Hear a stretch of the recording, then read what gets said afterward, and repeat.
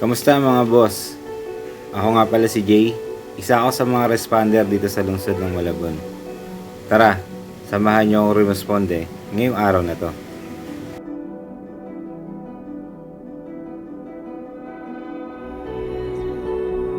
Unang takbo natin ngayong araw na to mga boss, patient conduction, tawag mula sa command center. Yung patient kukunin natin sa Metro North at iuwi natin sa may barangay Tugatog.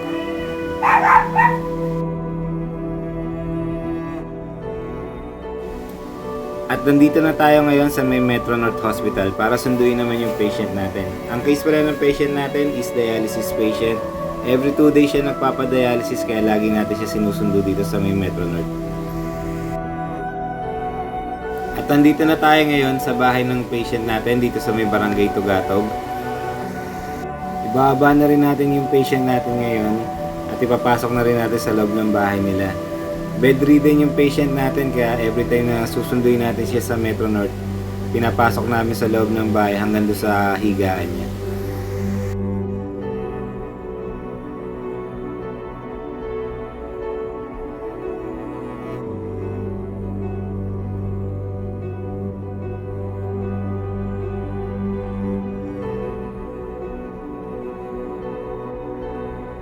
Pangalawang responde natin mga boss, patient conduction, kukunin natin sa Tondo Hospital, iuwi natin sa may barangay Potrero. Ang case pala ng patient natin na dulas sa hagdanan, meron naka-hosting pa ako na hiwa yung kanang binte. Nagkaroon siya ng laceration na malalim kaya kailangan tahiin yung sugat niya. At nandito na tayo sa may barangay Potrero para ibaba naman yung patient natin. Habang bumababa yung patient natin, tumawag ulit sa atin ng command center. Meron daw vehicular accident na nangyari sa may barangay Tunsuya sa tapat ng Everlasting Cemetery. Pangatong responde mga boss, vehicular accident. Pagdating natin doon sa lugar ng aksidente, agad natin pinuntahan yung patient natin. At nalaman natin na kasamahan pala natin sa City Hall yung patient natin, isang traffic enforcer. Chinek ko na rin kung meron siyang mga sugat at kung merong masakit sa kanyang katawan. At dahil sa lumalakas na rin yung ulan, nag-decide ako na ipasok na siya sa loob ng ambulansya. At pagpasok natin sa ambulansya, nasisulit natin yung patient, dinoble check natin kung meron siyang mga sugat at kung ano talaga yung masakit sa kanya. At ang chief complaint ng patient natin, kaliwang paa mula hita hanggang binte, hindi niya halos maigalaw, masakit at meron siyang abrasion sa may baba ng tuhod. Nag-decide na rin kami na dalhin yung patient natin sa pinakamalapit na hospital para magpa-x-ray para makasiguro din siya dun sa iniinda niya sakit sa paa.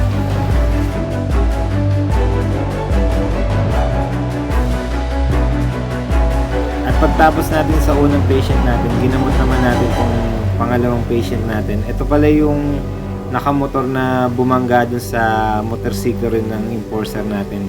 Silang dalawa yung involved dun sa accident. At meron din siyang abrasion sa may kanang tuhod niya. At pagtapos natin gamutin yung dalawang patient natin, dinala na natin yung isang patient natin, yung traffic enforcer, dito sa may Malabon Hospital Medical Center.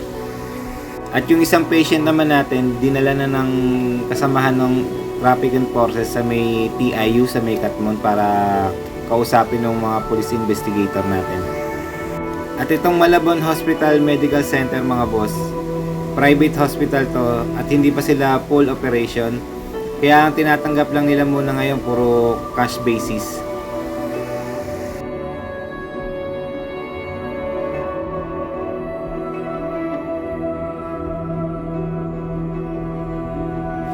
At pagtapos namin dun sa hospital at naipasok na rin natin yung patient natin, bumalik kami sa may City Hall para dito naman kami mag-standby duty habang naghihintay ulit ng tawag mula sa command center.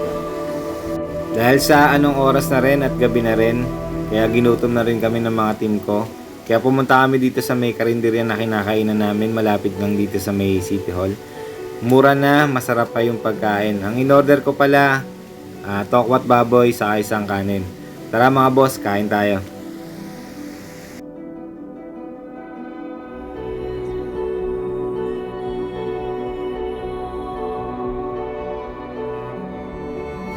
At nakabalik na rin tayo sa S5. Naghihintay na lang tayo ng oras para sa uwian natin.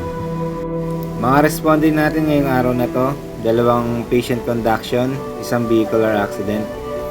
Hanggang sa susunod na video mga boss, ingat kayo lagi, madulas po ang karsada. Ako po pala si Jay, isa sa mga responder dito sa lungsod ng Malabon. At ito ang nangyari sa akin ngayong araw na to.